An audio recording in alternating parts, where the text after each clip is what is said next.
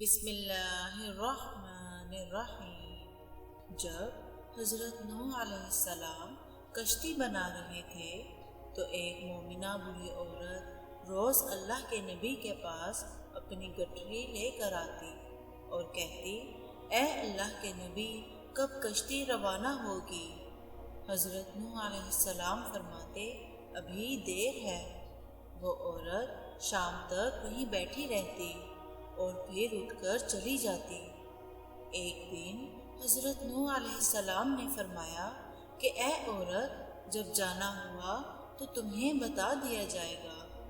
یہ عورت واپس چلی گئی اور انتظار کرنے لگی کہ کب نوح علیہ السلام بلائیں گے۔ اس دوران عذاب آ گیا اور کشتی روانہ ہو گئی، لیکن حضرت نوح علیہ السلام نے اس عورت کو نہ بلایا۔ ظاہری طور پر حضرت نوح علیہ السلام کو اس کا بلانا بھلا دیا گیا۔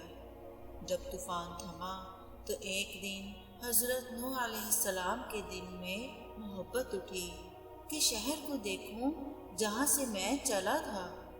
وہاں آئے اور قریب جا کر دیکھا تو ایک جھونپڑی میں دیا جل رہا ہے۔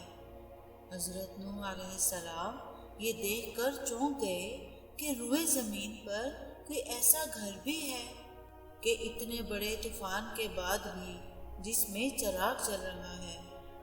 انہوں نے وہاں تکبیر بلند کی تو وہ عورت سامان لے کر باہر آ گئی اور کہنے لگی، یا نبی اللہ، کیا کشتی تیار ہے؟ اب چلیں۔ حضرت نوح علیہ السلام نے حیرت سے اس کو دیکھا اور کہا، رکو بڑھیا، کیا تمہیں کچھ بھی پتہ نہیں چلا؟ وہ کہنے لگی، یا نبی اللہ، کیا نہیں پتہ چلا؟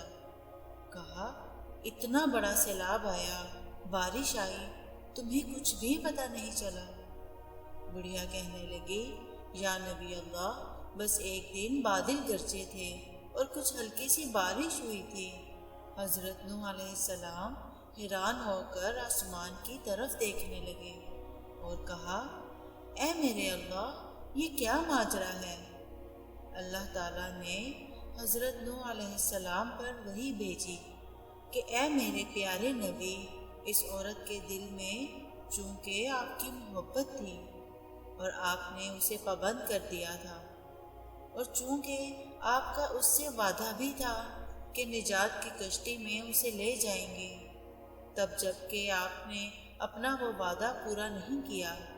لیکن اے نوح علیہ السلام، میں تو آپ کے وعدے کا ذمہ دار تھا، اس لیے میں نے اس بڑھیا تک عذاب پہنچنے ہی نہیں دیا۔